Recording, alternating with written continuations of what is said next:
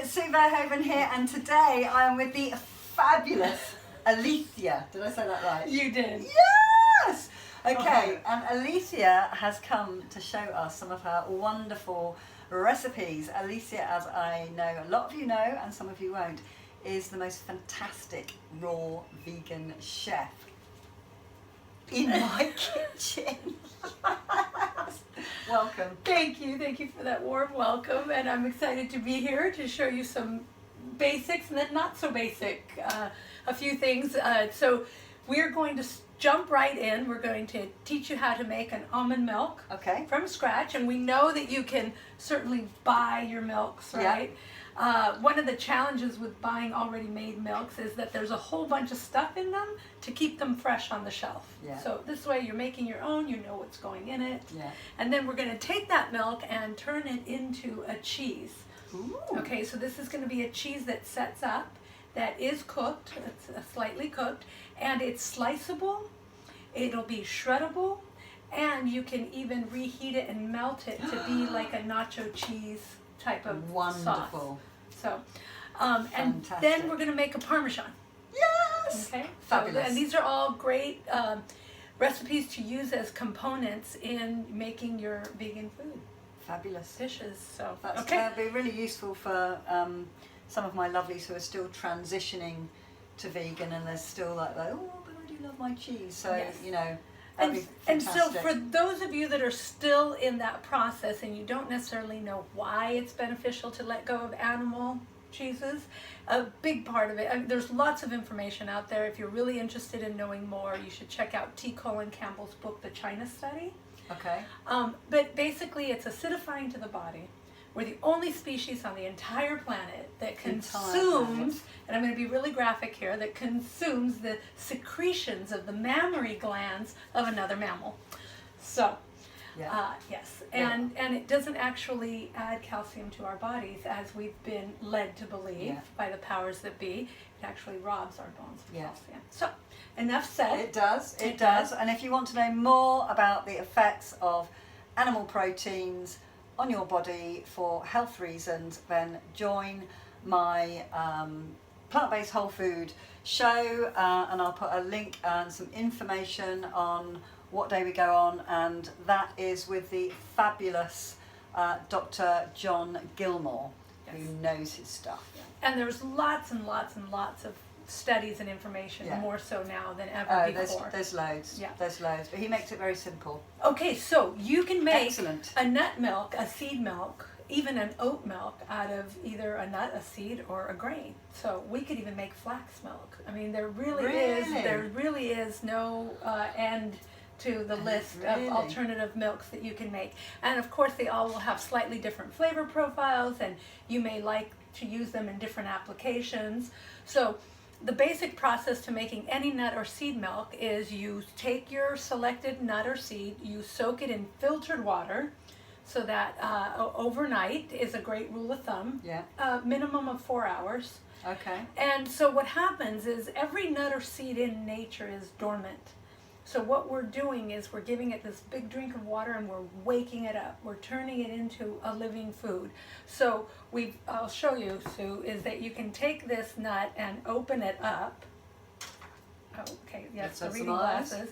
And look at that. You can begin to see the little sprout. Oh my goodness. Right? So you could plant this in the ground and it will grow into an almond plant, eventually an almond tree, right? And so this is a living food. High vibration, high, that life force energy of that plant is going to be going into your body. So not only are you eating a vegan milk, you're eating a raw milk that's not been heated or treated in any way. So that's incredible. Isn't that Can great? I just show that to the camera? Absolutely. I kid you not. Look at that baby. Is it focused? Is it focused? Focus. There you go. There it is. See? Look, that little bit there. Alive! Alive, yes. Like you and me. Now, so what happens in this, you can eat this one. So what happens is you've taken that dormant nut, you've hydrated it, you've given it a big drink, and there's this process, this chemical reaction that begins to happen in that nut. The fats in the nut become more soluble, the carbohydrates start to turn to simple sugars, and the proteins become amino acids, which is the form that our body actually uses as the building blocks of muscle, etc. Yeah. Okay, so that's the science. Let's get into the how-to. Yes. Okay, so basically, now, did you notice that when you tasted that, compared to tasting the raw nut earlier, what is the difference? It tastes raw, whereas that tastes a bit dried. Dry and hard. Yeah. Do you notice it's a little sweeter? Yes, it is. Yeah, so that natural sweetness begins to come out. And so we're going to basically rinse these really well, because what happens is in their dormant state, the nuts have what are called enzyme inhibitors, which basically keep the nut from growing in its natural state, right? Right. But there's one specifically called phytase, which also inhibits digestion. So it's really better to always soak your nuts or seeds before using them in a recipe or eating them. Right, okay. Yeah. Okay, so we're going to rinse and drain. And you can't see it here, but you'll notice that the water that comes out is very brown. And so that is those enzyme inhibitors. Okay, so we're rinsing those well so our water runs clear. And now we're ready. It took a lot more eating, actually. It took a lot longer to eat the soaked nut than it did the dried nut. And it's because it doesn't grind in your teeth in the same way, because it's like eating something alive more than something that's dried. And it's plump. Yes. You know, it's taken on that water. Yes, it's and definitely. What you've done here is begin the germination process. So just to show you how much it's expanded, let's take a dry nut. And you could do this as an experiment for yourself. You could see the expansion. Look see at that? the How difference. fat that is. You could do this at home for yourself, is take a dry nut, take a soaked nuts, and taste them side by side so that you could see the difference for yourself. They look so lovely, don't they, like that? Right. So a rule of thumb, let me explain something really quickly. We're going to make a milk. A milk tends to be a little thinner, right? Okay. Lighter. If you're using it in a porridge to make a smoothie out of, etc. But if you wanted to use it more like a cream for your coffee or your tea, then you're just going to change the proportion of the water to nut ratio. Okay. So we are going to use our... we're going to measure our nut in its soaked form, because you'll notice that if you just soak half a cup of nuts, it'll usually grow to... that was a whole cup. That was a cup. Of dried nuts, so you can see how much is left over. It's like more than doubled, I would say. Yeah, almost doubled. Yep. Wow. Yeah. Cool. So to make our cream, we would just use a 2-to-1 ratio or a 1-to-1 ratio, but to make milk, we're going to make it a little bit thinner, we could use a 3-to-1 ratio. Okay. So, and then there's some people that write, you know how there's 2% and low fat and high fat and all that? So basically a really thin milk would be like a 4-to-1 ratio. Right. Okay. So we're going to be using Sue's Ninja. Let's see if you can... You know I love my Ninja. She loves her Ninja. I love my Ninja. Okay. And we're going to... Okay, I'll let you take that lid off. I'll be in control of the Ninja. Yes. And I'm going to grab some water. Excellent. So I'm going to make this a little bit on the thicker side, so we're going to go with a 2-to-1. So we're just going to put our nuts in the bowl of the blender. Now, is there any little trick here that you do? Okay, there you go. So we twist and close it. You could use a NutriBullet, you could use a Vitamix, you could use a home blender. Yeah, whatever you've got. This is just my new toy. All right, so we're going to start off with just the 1 cup. Do you want to, well, let's do the 1 and see how it goes.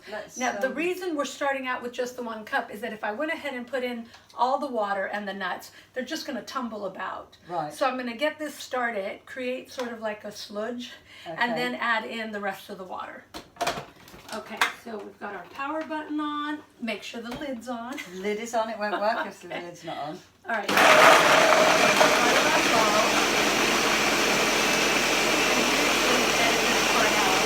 Yes, I whip it down.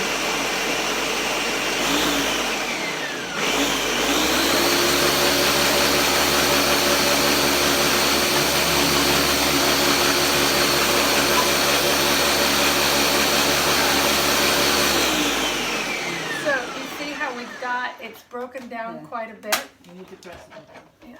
Okay, so let's keep that up so that I'm going to take this and scrape it in, right? Because it did splatter quite a bit.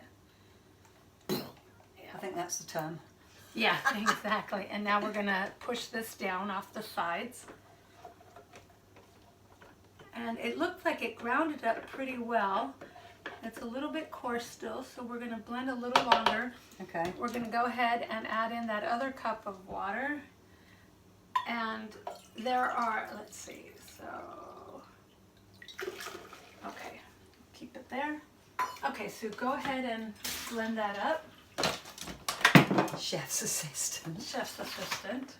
Right. Fabulous! Eyes on.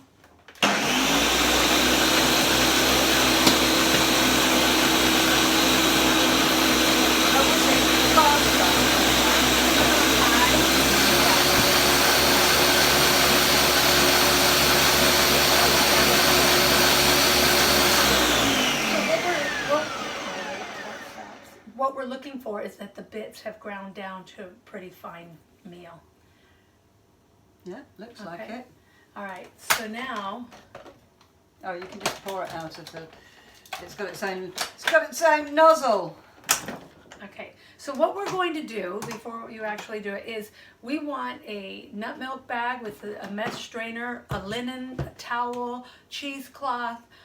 Any one of those will work to basically separate the pulp from the liquid of the milk. So or a stocking. Or a stocking, yes. I don't have any stockings.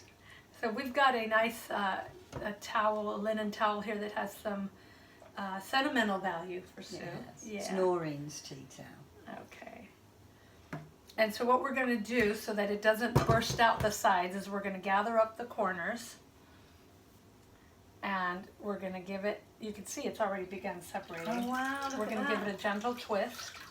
And then we're going to squeeze as if we were milking a cow. Let me. There we go. All right, and now I'm just going to squeeze that and twist and get out as much. It smells lovely. Doesn't it? Now, yeah. Let's grab a little something for you to take. Grab one of those little spoons to taste it with. Okay. Whatever you think, whatever. Yeah. Taste test.